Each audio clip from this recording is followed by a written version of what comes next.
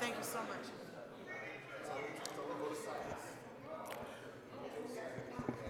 Good morning, everyone. We're going to get started. Everyone can have a seat. And if you are a speaker or an elected official, please join me at the podium. And Nomo. If you are a speaker, board member, or elected official, please join me at the podium.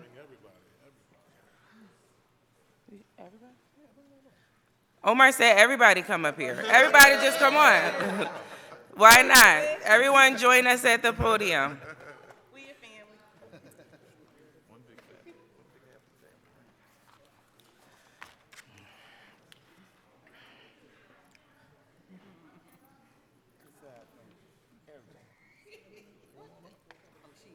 Layla, that means you too.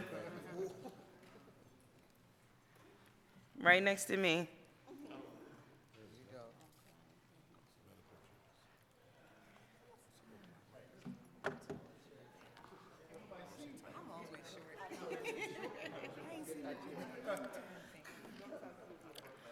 Okay, we're gonna get started. Good morning, everyone. Assalamu alaikum. My name is Salima Suswell. I am the founder and CEO of the Black Muslim Leadership Council. I am so pleased to be standing here today introducing the council to you all. The Black Muslim Leadership Council is a result of countless hours by so many dedicated, brilliant individuals, and I am thrilled that this day is finally here. It means even more to me to launch BMLC in Philadelphia, a city where my parents were pioneers in the Black American Muslim community, a community of which I am a devoted member. In many ways, BMLC is a culmination of my life's work up until this point. I've spent nearly 20 years as an organizer devoted to empowering Black communities and Black American Muslim communities. I know firsthand that we must work in coalition to have our voices heard. Black Muslims are the largest group within the greater American Muslim community. The Muslim community itself is a fast-growing and influential part of the fabric of America. We have a long, proud history of driving social and political change, but unfortunately, we are often, very often, overlooked by those in position of power. BMLC will draw upon our history and our community's influence to look toward the future, one in which our voices can't go unheard. BMLC is a national nonprofit organization dedicated to policy advocacy, voter turnout and voter registration, civic education, and leadership development. We have a 501c3 advocacy arm, we have a 501c3 engagement wing, as well as a 501c4 advocacy wing.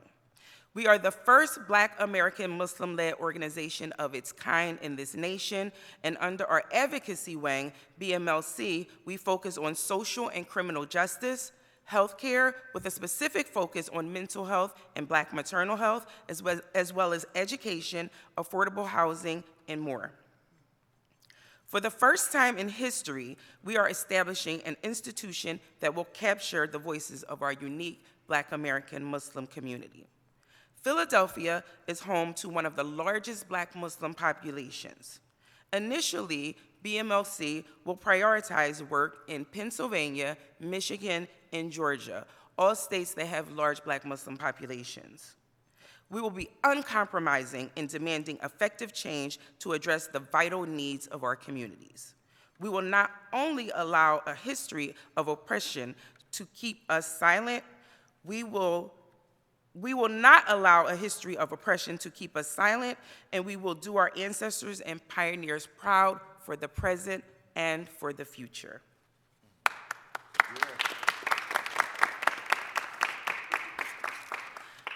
At this time, I would like to call to the podium State Senator Sharif Street.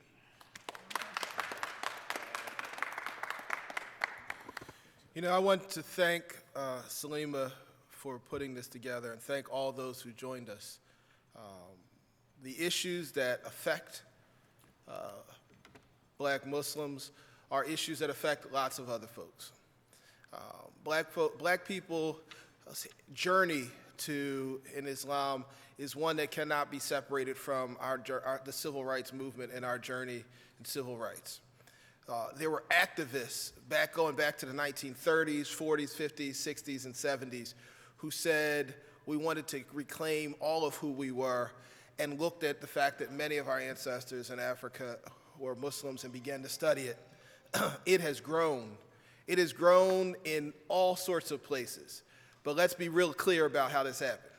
It grew, it is inexorably linked to mass incarceration. As black folk got locked up in the war on drugs and we were stockpiled in prisons, imams, activists, Muslim activists came in and talked to people in prison about how to make their lives better, how to be a better father, how to be a better husband, how to be respectful to your family, how to be a better part of your community. And those people became Muslim, and when they came out, unlike other folks who came out and wanted to recidivate, many of those folks came out and became leaders and pillars in the community, and then had families and spread Islam. Islam also grew people who sought it intellectually at black colleges and on college campuses around the country, and those people who were seeking higher education became Muslims. So we represent, as black Muslims, often those who are least educated, most likely to be affected by mass incarceration, most likely to be shot, most likely to have all the problems folks have, and also those who are most likely to start a business, most likely to have the highest levels of education. Because Islam grew both in the black community, both in colleges and in prisons. And so as our community has grown from what was once, and I see Mr. Boyer, my brother Ryan Boyer came in earlier, as he and I have talked about over the years, what we do and what we represent for the community, when we elevate the issues that affect black Muslims, we elevate the issues that tend to affect the entire black community. Having our voice be clearly heard is important. Too often in a city where probably 70 to 80% of Muslims in Philadelphia are African American, we are not thought of. There have been groups who have innocently decided that, hey, we should put the entire Islamic engagement thing under part of the Center for Asian Affairs, as people will say, because they say, well, Muslims, it must be Middle Easterners. Well, Islam spread through the entire world, but in the United States and in Philadelphia and in Georgia and Michigan, in many places, in Illinois, it's black folk. Muslims are black folk in many cases. And that doesn't take away from the diversity of the Islamic community. But we cannot have a situation where we represent the overwhelming majority of folks and once again become marginalized as people don't hear our voice. They don't see us. They don't recognize us. We're going to embark on the holy month of Ramadan soon. And in Ramadan, you'll see a lot more people engaged in activities that are conspicuously Islamic. That's not that people aren't Muslims and aren't devout worshipers all year long, but during Ramadan, you will notice when you go through North Philadelphia, when you go through West Philadelphia, when you go even out in the suburbs to Upper Darby, to Chester, to Norristown, throughout the southeastern Pennsylvania, you'll notice people acting in a conspicuously Islamic way, black folk, because of the month of Ramadan. What you need to understand is those folks don't stop being Muslim after Ramadan ends. And so as we care about our education system and making sure that our kids, many of whom are going to public schools, their schools are fully funded. We care about our communities. The young man, and my son is an alumni of Imhotep. There was a janazah for a young man who was killed who was an Imhotep student just recently. A janazah means it was a Muslim funeral, which means he was a Muslim. In 2021, my nephew that was shot in the mass shooting on 60th Street, Salahuddin Mahmoud, if you didn't catch the name, is Muslim. There are Muslims dying in the streets as well. And so we care about gun violence, and it is as important to us as it is to any other group of people who are watching folks die. I will say this, you know, there are people dying across the country and across the world for various reasons. But in the United States, 50 to 70,000 people are murdered each year through gun violence. The vast and overwhelming majority of them being black folk, which means that in the last 6 months, there have probably been 25 to 35,000 black folk who got murdered in some form of gun violence in America in the last 6 months. Think about that. When you compare that to our foreign conflicts that you see around the world, that number exceeds most places that are at war. So we care about gun violence and our communities being safe. We care about business development and making sure people have access to loans and opportunity. I'm stealing other folks' lines, but one of those lines is the best anti-poverty program, and that's one Ryan's line is a good job. But I will say that that applies to us as well. And while we are Muslims, we walk in all forms of vocations and have been doing things in civic leadership here and across the country for some time. I am a Muslim. Ryan Boyer is a Muslim. Former Police Commissioner Sylvester Johnson's a Muslim. Bilal Qayyum, who was a big shot in the Commerce Department for long times and now an activist, is a Muslim. We are all, the sheriff, Rochelle Bilal, who's with us, is a Muslim. Councilman Curtis Jones is a Muslim. We are throughout our communities doing all kinds of things. And we wish to be heard, we wish to be seen, and we want our voice to be acknowledged. And in all things, we must be intentional about this. And so I thank Sister Salima for putting this together. I celebrate it, welcome it, and believe that it will be impactful both in this city, this region, this Commonwealth, and across this nation.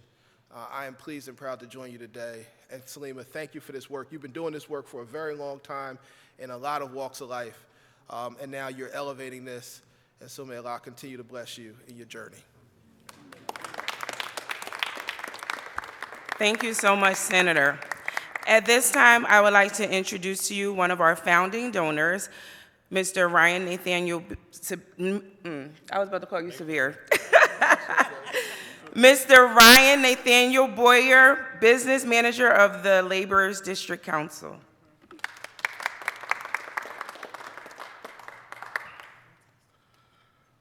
I'm proud to be a founding sponsor because it's necessary. It's hard to be in Philadelphia and not think about the historical journey that most of us got here. On those opening slave ships, there were Muslims on those slave ships from West Africa. This isn't anything new to us.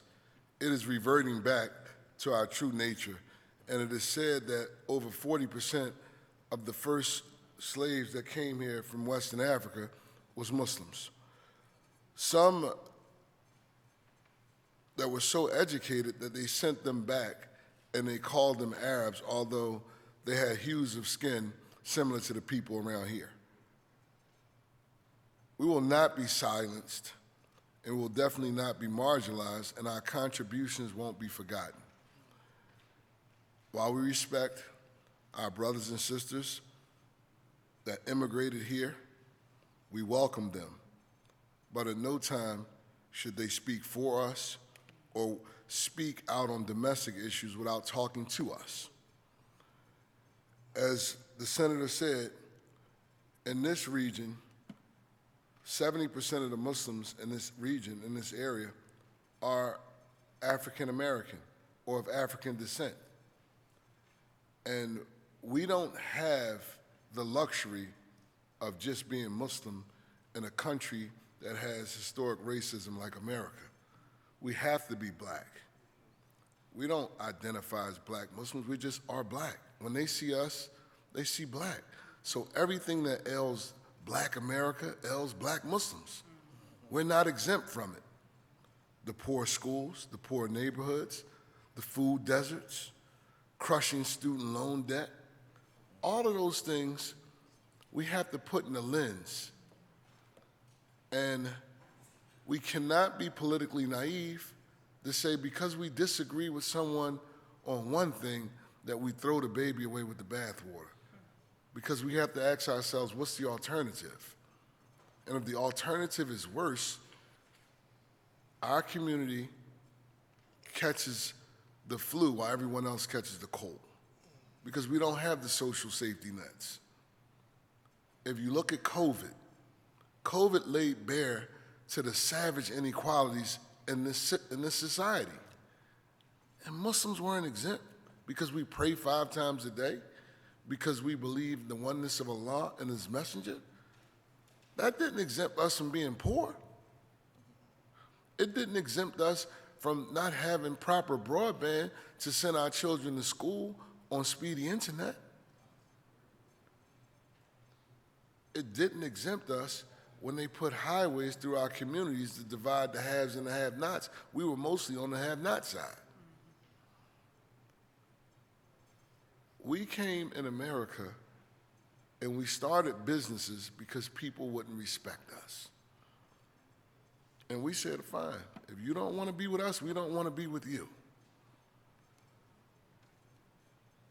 Some of them come from privileged backgrounds in their home country, and they want to be a part of the majority population. That's good.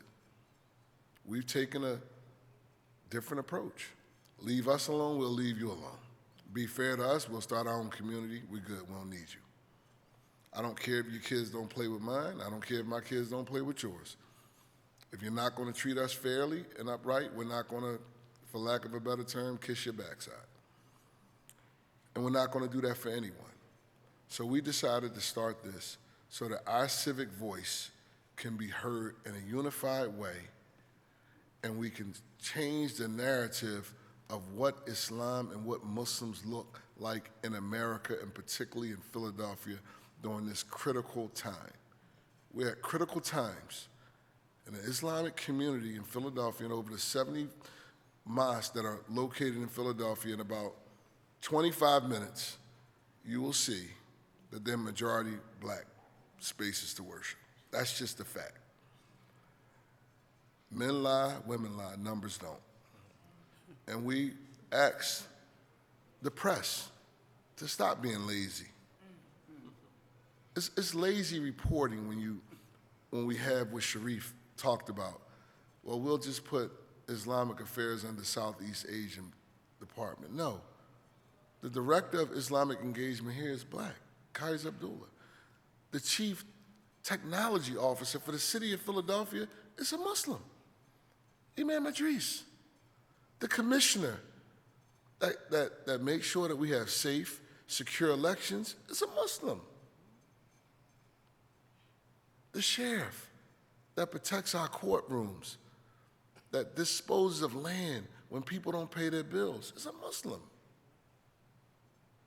And we're going to let people that don't understand our body politics speak on foreign affairs or domestic affairs without asking us our opinion? Not only is it wrong, it is disrespectful, and it is not well-meaning, Sharif. I don't think it's well-meaning people. I think people, when people ignore you, that's not well-meaning. And we've been ignored and marginalized, and this is an effort to stop that. Thank you.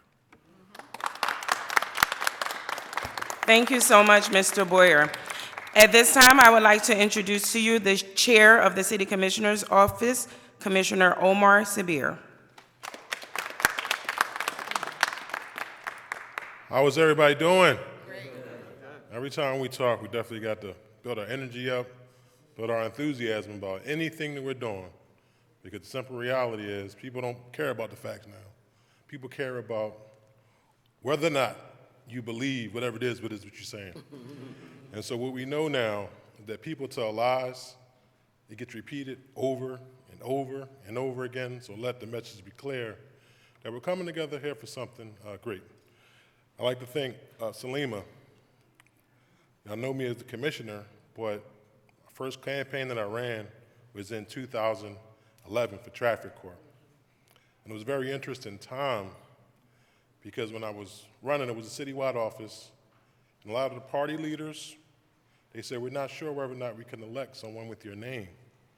So my name is Omar Kareem Sabir, that's on my birth certificate. And there was a lot of ward leaders, a lot of parties, a lot of people that was involved in political consultants. They said we're going to have to charge you extra money because your name is Omar Kareem Sabir, and we're not sure that this name will go citywide. Rest assured, we paid the extra money. Yes, we was victorious. Yes, we came in first place. Yeah, that's what we did. But now, as we look here, 2024, you know, there are Muslims that have been elected after me.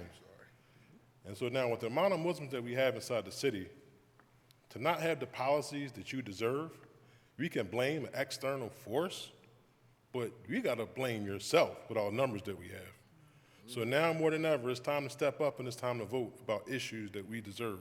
We talk about fair housing, when you're talking about equality, when you talk about all these social programs, these social programs are inside of the Quran, inside the tradition of the Hadith. As a matter of fact, the Prophet ﷺ was the one who started these things. It wasn't known to the world until he started these things. So again, we have to hunker down, but we have to vote. Make no mistake about it. You are not going to get anything if you as a collective group do not vote. Doesn't work like that. This is the way how the democracy is set up. It's set up because you got to get out there and you got to vote. This is the cornerstone of our democracy. This is what makes America different than any other country. It's decided by the vote. So right now we are calling on everyone to get out and vote and tell your family and friends to bring enthusiasm about our elections. Our elections have always been simple, safe, and secure.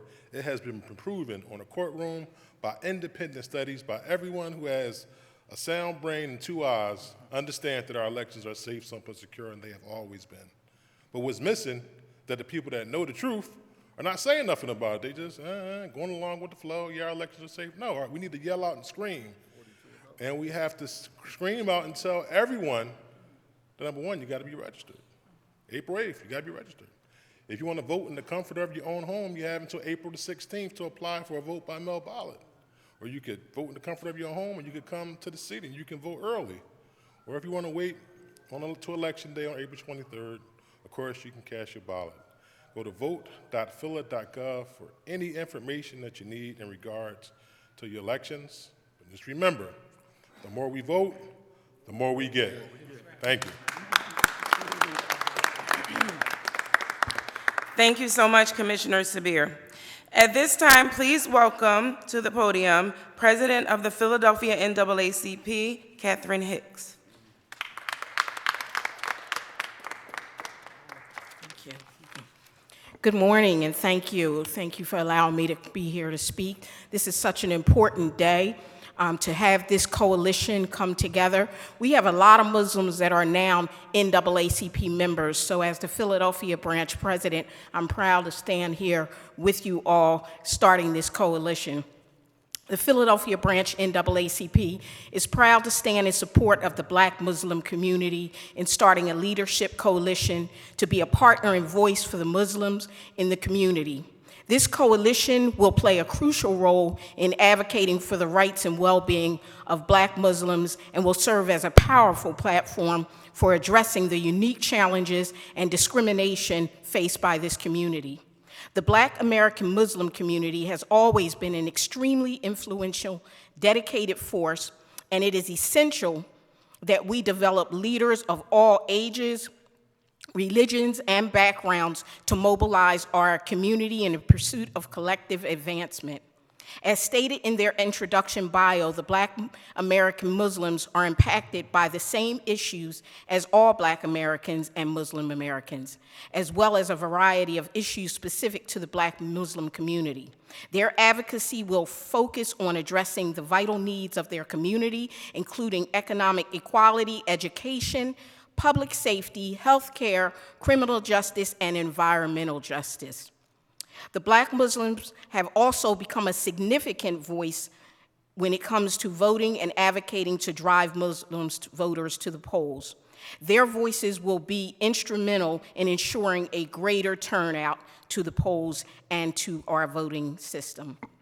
In closing, by collaborating with other organizations, including the NAACP, the Muslim Coalition will contribute to ensuring achieving social justice, equality, and inclusivity for all. We believe that unity and solidarity among different communities is essential in the fight against racism and discrimination. Together, we can create a more just and equitable society for all. Thank you so much. Thank you very much, Kathy. Please join me in welcoming our guest who is here all the way from Detroit, Michigan, Black Muslim Leadership Council Project Manager, Imam Mikhail Stewart Sadiq.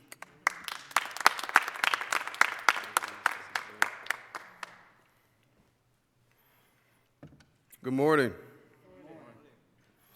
And this is a very great day. And I'm grateful to Allah subhanahu wa ta'ala, God Almighty, and all of you for sharing in this very special announcement. And my name is Mikhail Stewart Sadiq, as Salima Siswell said. I'm from Detroit, Michigan, but I am here with you in the city of brotherly love. My name is Mikhail Stewart Sadiq, MIKAILSTEWART-SAADIQ. Today is a great day. We thank God Almighty for His mercy in allowing us to be a part of this newly formed organization of bright, experienced, young Black American Muslims. I'd also like to thank Sister Salima once again for her visionary leadership as founder of the Black Muslim Leadership Council. Quite frankly, this announcement has been long overdue. Although Black Muslims are the most populous ethnicity of Muslims in the United States, we experience America completely as Black people, as was said several times before. As Muslims, we do experience our share of Islamophobia, but I have a far greater chance of surviving a TSA checkpoint than I have surviving getting pulled over by police for driving while Black. BMLC is a unique organization that prioritizes the Islamic principle of justice and civil rights advocacy of Black leaders, past and present. We are excited to finally have a Black Muslim Leadership Council to work in coalition with prominent Black American Muslim-led organizations and Black American social justice organizations to empower our diverse communities. Thank you. Thank you so much, Mikhail. At this time, it is my pleasure to introduce to you all the newly appointed Director of the Mayor's Office of Muslim Engagement, Dr. Kaiser Abdullah.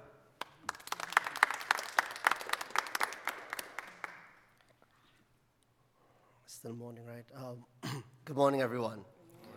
And since the Muslims are in here thick, Assalamu alaikum. We are blessed. We are here on this last Friday before the start of the month of Ramadan to launch this very historic, needed, and timely movement, the Black Muslim Leadership Council, that focuses on the needs of the Black Muslims in the U.S. in particular, and as Sister Salima stated, starting off here in Philadelphia and the other states that she mentioned. Sister Salima, may Allah bless you and reward you and guide you for your vision on this journey and bringing it to fruition. In a short time, we have moved quite a few miles, right? From when Sister Salima reached out to where we are now at this press conference. We moved a lot in a short space of time. So, Sister Salima, you deserve a round of applause for that. May Allah bless us, guide us, preserve us, and make us even more successful than we envision. I want to start with a story about something that happened yesterday. As Sister Salima mentioned, I was named as the new director of Muslim Engagement. On my way to hopping the Broad Street line, I was leaving Temple University. On my way to the press conference, as I was passing Broad and Cecil B. Moore, as I was about to cross Broad Street from Cecil B. Moore, I saw about 20 officers and a number of police vehicles. And I saw a sister, teenager, in a khimar, or more commonly referred to as a hijab overgarment, being surrounded by the police officers. as a Muslim, as an imam, as the about to be named director of Muslim engagement, it was tough to just pass that by. But the thing that I needed to keep in mind as a police chaplain is that we don't interrupt officers when they're doing their duty and therefore make it more unsafe for everyone involved. So I looked to the side and I saw one person who was from Temple, who was part of the protective services there at Temple, and I reached out to him, and then he directed me to a police officer on the side. And he told me, hey, you know what? No, this is just something that may have been retail theft, and everything looked relatively calm, but just seeing a Muslim dressed as a Muslim being surrounded by that many police officers, being that young, raises some anxiety in anyone who is conscious of the plight and the needs of the black Muslims here in Philadelphia. So with that, I want to raise this particular point I'm mentioning. And before I make this point, I want to use an analogy. In families, we have multiple kids. And our kids have different needs. And it's important that as parents, as members of the family, that we recognize the unique needs of the kids so that we can attend to each kid appropriately. The Muslim community is like that. We have different needs based on the different historical realities and identity realities that we bring to the table. And for this reason, the Black Muslim Leadership Council, I think, is critical in addressing the needs of our community. The decision to establish this, to focus on making our decisions that focus on the Black Muslim community, one that is based on equity and justice, is important and critical at this point in time. You may notice that up to this point, I might be the only black Muslim here who is speaking with a non-Philly accent on some level. That may have been noticed. I appreciate Salima, Imam Idris, Ryan, Omar, and all of the names that have been mentioned that have been doing this work for many years for not as yet revoking my Philly Muslim black card. I really do try to maintain it. So with that being said, and with all seriousness, I do want to lift up the work that we want to look forward to this council doing. It is important work, it is necessary work, and it is work that will make the entire black community in Philadelphia and all of the places that we touch live better lives, live more successful lives, live more enriching lives. So thank you to each and every one of you. Thank you very much, Dr. Kaiser. Dr. Kaiser made a good point, and something that I want to emphasize. Black Muslim Leadership Council will not only focus on engaging and uplifting Black American Muslims, but also in our communities, we are living with Latinos and Caribbean Muslims or Caribbean, citizens, and also African immigrants who are all living in the same communities under often the same socioeconomic conditions. And so we want to engage and uplift all of those communities that are living together and hopefully build power for them as well. Okay, we're getting there. At this time, I would like to introduce lead Pennsylvania organizer for our, who is also a coalition partner, our coalition partner organization, Black Voters Matter, Brittany Smalls. Good morning, everyone. I just want to echo the sentiments of everyone here and just give some love to my sister, Salima Suswell, for her vision. And her vision is not only going to strengthen the coalition amongst our Muslim brothers and sisters, but it's also going to create a safe space that their voices can be heard, and also echoing again, surrounding the issues that plague us all. Healthcare. education, criminal justice reform, and prison reform. And so I envision this initiative as a North Star so that more community members can register to vote, and not only register to vote, but participate in each election cycle moving forward. And this is why I am inspired by our new partnership between Black Voters Matter and the Black Muslim Leadership Council.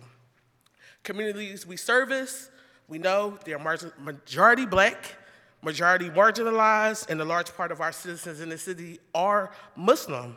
So we have an opportunity here to not engage just civically, but culturally. And as the saying goes, if you are not at the table, you are on the menu. And so listen, people, we already know we have the power within us. So now we have to utilize that power to engage one another, because we know we can't exude that power if we're not working together. So this is our opportunity here, and I'm excited for the partnership. Thank you. So we have our final two speakers. At this time, I would like to introduce to you my partner in just about everything, and the chair of the 501c3 for Black Muslim Leadership Council, Imam Idris Abdul Zahir. Assalamu alaikum and good morning. First off, we want to thank Almighty God for bringing us to this day. I know me and my sister and the various folks here have been really struggling over these last few months to try and bring this into fruition, trying to get it together and launch before Ramadan, because Muslims know once Ramadan starts, things start to shift, the energy starts to wane. So we wanted to get it up and running and launched at this point. So today we gather as a community united by faith, resilience, and a shared commitment to advancement. As Black Muslims, we carry the legacy of our ancestors who fought for freedom, justice, and equality.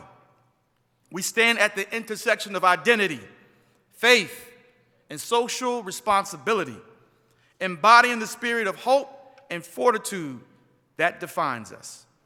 In a world where voices are often silenced and communities are marginalized, our unity is our strength, our diversity is our power, and our faith is our guiding light.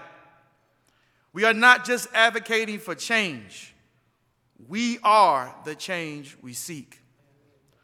Political engagement is not just a choice, it's our duty, it's a responsibility, and it's a tool for empowerment.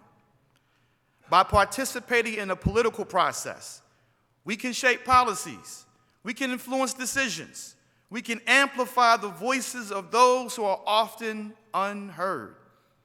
So our engagement is a powerful act of self-determination, a testament to our commitment to justice and a pathway to a more equitable society for all. And I'd be remiss if I did not say this. The main reason, of course, is by God, but the main reason why I stand before you today as a Black Muslim is because the Muslim community, the Black Muslim community, historically, 50 years ago, 70 years ago, was always concerned with more than just Black Muslims. They were always in the community. They were always trying to make a change for Black people in general, but also pushing America to deliver on its promise. So as we move forward, we are going to be calling on the collective support of the entire community. Because as history shows us, when Black people fight for justice, everyone wins. Thank you so much for your time and attention. BMLC. That's right, BMLC. Thank you so much, Imam Idris. And last but not least, we have my sister, who is here from New York and is the vice chair of our C4 board, Sister Sahar Ali.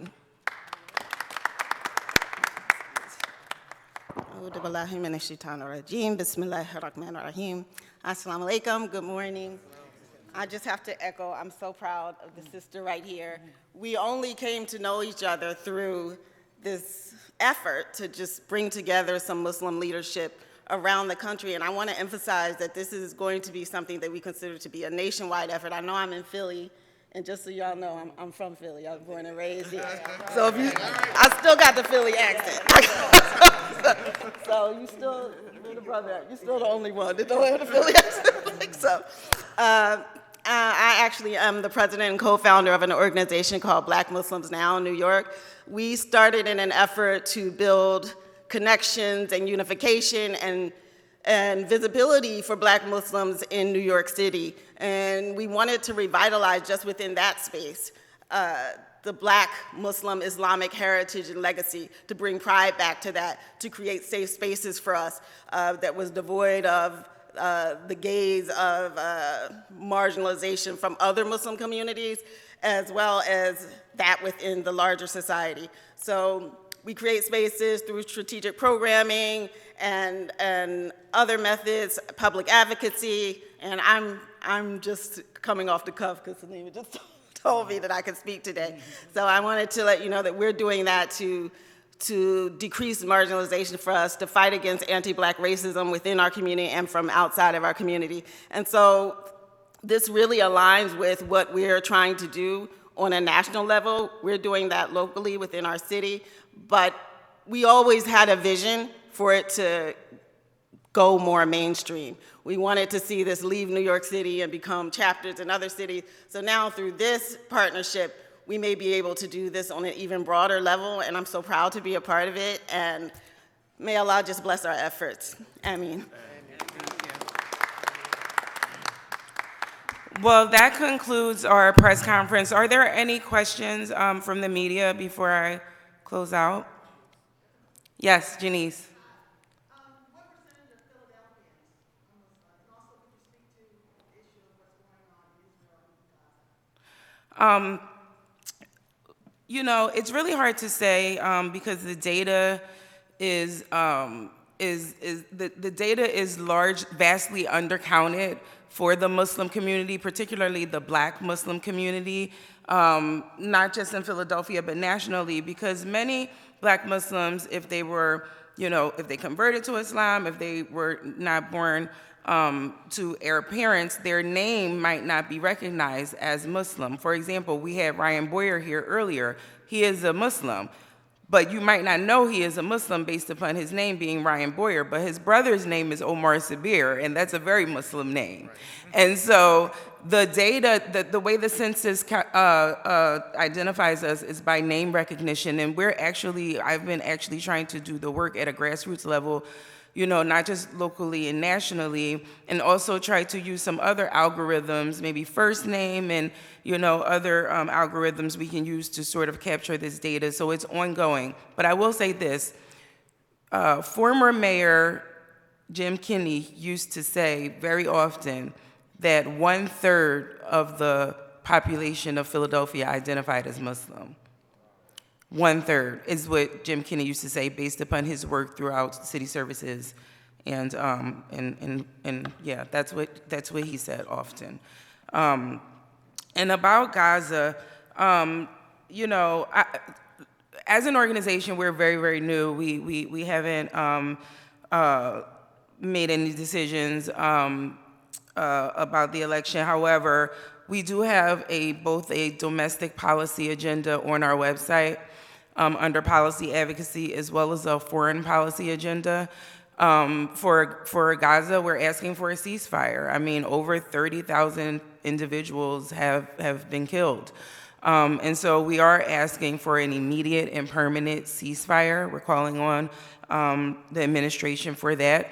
We're also paying attention to genocide that's taking place in Sudan and the Congo and in Yemen and Syria. There is devastation going on across the world in many parts of the Muslim world as well.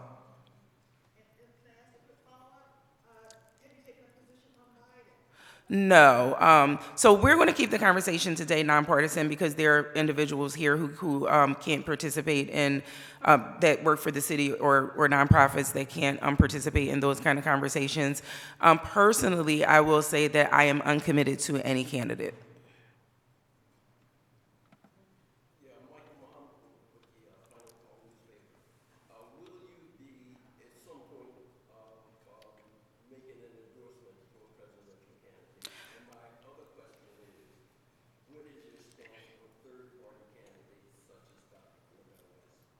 Well, I have been meeting, I have met with senior members of the administration.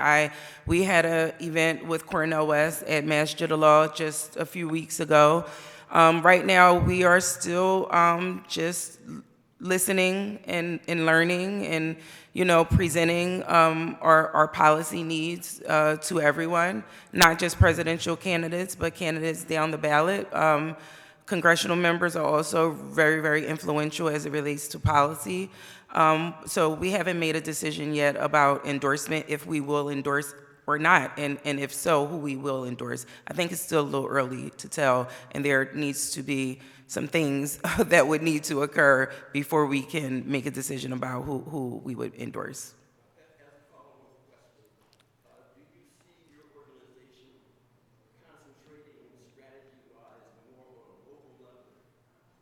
Our priorities are domestic. We feel that there has been a void as it relates to an emphasis on the domestic policy issues that impact the lives of Black American Muslims on a daily basis. While we are still uplifting some of the foreign policy issues that are impacting our brothers and sisters worldwide, we are definitely prioritizing domestic policy issues. Yes. Oh, I'm sorry, I didn't see you. Go ahead.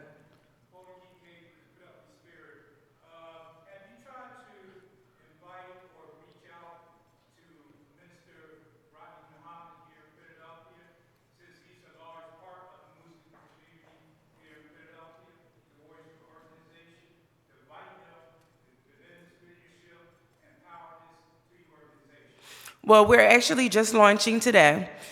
We literally just launched, so we are going to be reaching out to folks, and I've worked with the Nation of Islam on a regular basis, and I know Minister Rodney Muhammad. So we are going to be hosting also a launch event this evening, and one of our artists is a member of the Nation of Islam. Her name is Nilam. And so I work with members of the Nation of Islam often, and again, we are planning to engage all of community. Tribune?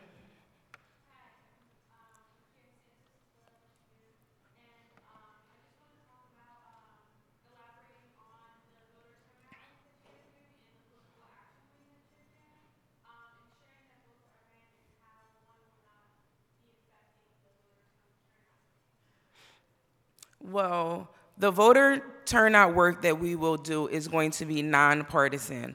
Under the political wing, the C4, we will primarily be focusing on policy lobbying and maybe endorsement. However, under the C3, we will be doing nonpartisan voter turnout because what's most important as a priority is to ensure, we're also going to be doing civic education.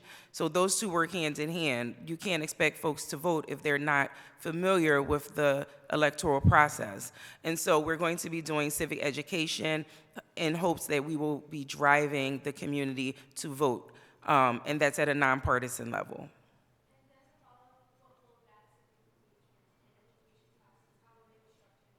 Well, the way I normally structure my civic education classes is starting with how to vote. You know, some folks don't know where to vote. How do you find out where your polling site is if you want to do a mail-in ballot? What are the laws in your state? How you research candidates to make a decision about who is the best person for you and your community to vote for.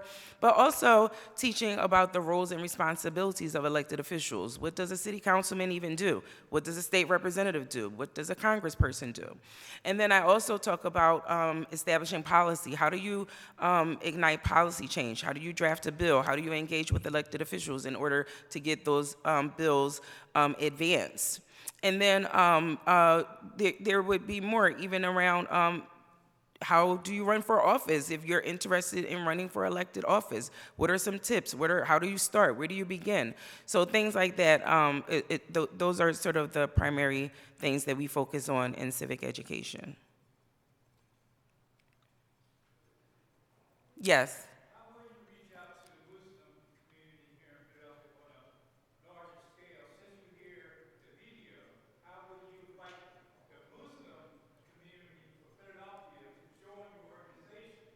Well, we have extensive relationships. I was born and raised in the Philadelphia Muslim community. My father, Imam Asim Abdul Rashid Rahimullah, was a well-known imam in the city of Philadelphia and across the nation. And because of that, I've been afforded the opportunity to establish relationships across communities within the Muslim community. And so I'm going to do the work that I generally do to engage. We'll host, we've already started to line up some tabling events, so where you set up tables outside of Juma and give out your literature and talk to people about engagement. We'll host community workshops. It's Ramadan coming, so we might do some small pop-up iftars and where we talk about civic engagement.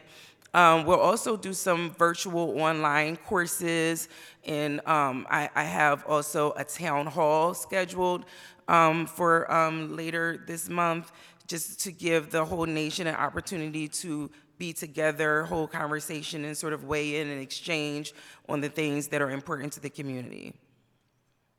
Yes, Sister Teal. Walaikum salam.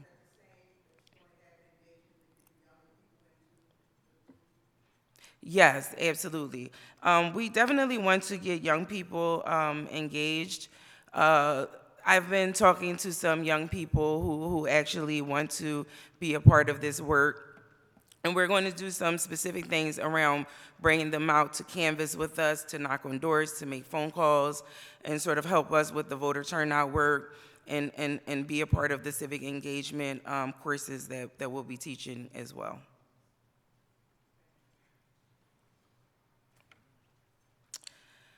I would like to thank you all for joining us for our official launch and presser. We did it! I'm so excited about the future of this institution. To stay informed, please follow us on social platforms.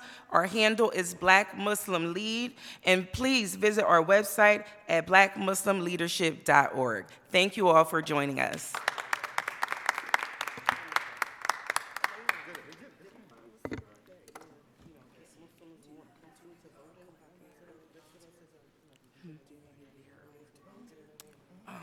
For the iftar, what you talking about?